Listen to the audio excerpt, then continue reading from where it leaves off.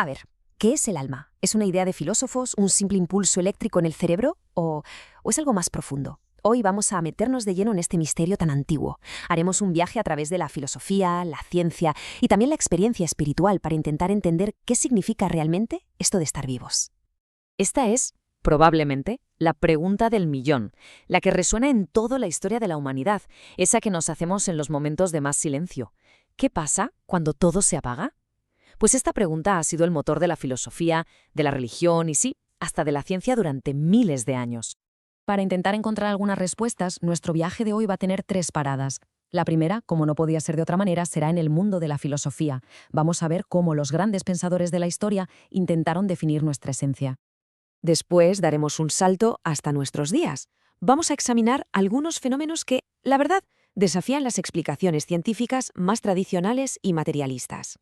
Y por último, nos adentraremos en un terreno más personal, el de la experiencia espiritual. Exploraremos testimonios que hablan de un destino que, al parecer, trasciende la vida misma. Así que, vamos allá. Venga, pues arrancamos nuestro viaje en la antigua Grecia, que es la cuna del pensamiento occidental. Aquí es donde la pregunta sobre el alma dejó de ser solo un mito para convertirse en un debate intelectual y de los profundos. Es que, si lo pensamos, vemos una evolución fascinante. Para Platón, éramos casi como fantasmas dentro de una máquina, un alma inmortal atrapada en un cuerpo mortal. Luego llegó Aristóteles y lo matizó un poco. Él veía el alma más como el software que hace funcionar al hardware del cuerpo. Y bueno, siglos más tarde, Tomás de Aquino fusionaría estas ideas con la teología, proponiendo una unidad total, un ser indivisible creado por Dios. El cambio es brutal. Pasamos de ver el cuerpo como una especie de cárcel para el alma a verlo como su compañero indispensable. Y ojo, que esta idea de unidad integrada no solo cambió la filosofía, sino que sentó las bases para entender al ser humano de una forma mucho más completa en toda la tradición occidental. Pero claro, el debate no se quedó en los libros antiguos, para nada. En la era moderna, desde hospitales y laboratorios, han empezado a surgir testimonios que reavivan estas viejas preguntas de una forma totalmente inesperada. Estamos hablando de las experiencias cercanas a la muerte. Y no estamos hablando de simples alucinaciones por falta de oxígeno o algo así. Son relatos increíblemente vívidos, muy transformadores, que suceden justo cuando el cerebro, según la ciencia, debería estar completamente apagado. Son como despertares espirituales en la mismísima frontera entre la vida y la muerte. Lo más sorprendente de todo esto es la consistencia. Da igual la cultura, las creencias o la época. Personas de todo el mundo describen prácticamente lo mismo.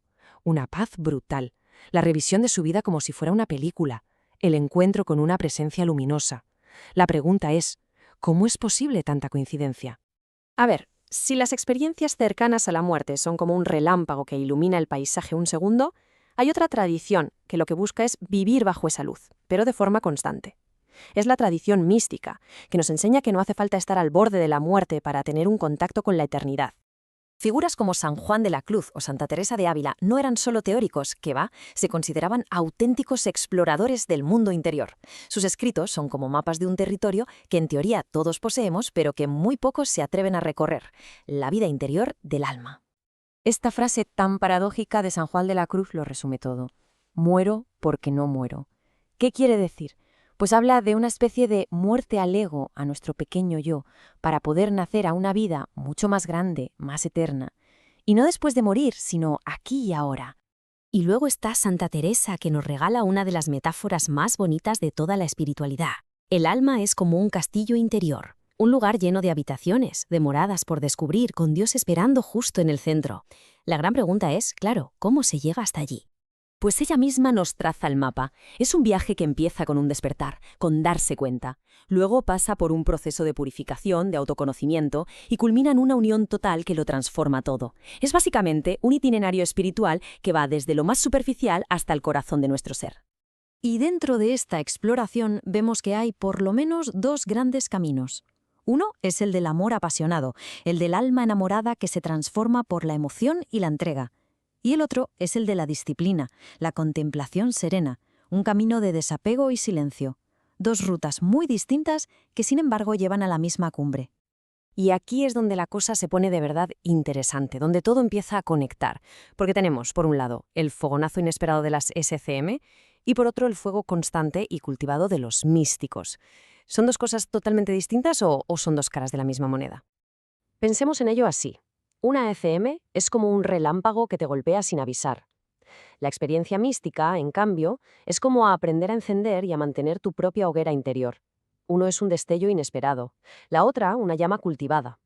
Pero ambas, sin ninguna duda, son luz. El mecanismo que hay debajo parece ser el mismo en ambos casos. Primero hay una reanimación, un despertar espiritual que cambia a la persona por dentro, de arriba abajo. Y luego una trascendencia, una apertura del alma que la eleva más allá de sí misma, hacia el misterio de lo divino. Y con esto llegamos al final de nuestro viaje. Hemos pasado por la filosofía, por la experiencia directa.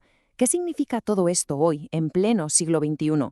¿Hay algún punto en el que la ciencia moderna y la fe antigua puedan, por fin, encontrarse? Pues lo fascinante es que hoy en día algunos campos de la ciencia están empezando a hacerse eco, sin saberlo, de esta sabiduría tan antigua. La idea de que la conciencia no es solo algo que produce el cerebro, sino que es algo fundamental en el universo, está ganando terreno. Parece que la ciencia y la fe, después de siglos de divorcio, podrían estar empezando a dialogar de nuevo. Si tuviéramos que destilar todo este viaje en una sola idea, una sola, sería esta. El alma no es una cosa, es un lugar. Es ese espacio sagrado que hay dentro de cada uno donde lo humano y lo divino se dan la mano. Toda esta exploración, desde Platón hasta los testimonios más modernos, en el fondo se apoya en una esperanza muy profunda, una esperanza que en la tradición cristiana encuentra su máxima expresión en esta promesa. La vida no termina, se transforma. Lo que nos deja con una pregunta final, que ya no es sobre la muerte, sino sobre la vida. Si de verdad el alma es ese lugar de encuentro, ¿qué significa eso para cómo vivimos nuestro día a día, ahora mismo? Ahí queda eso.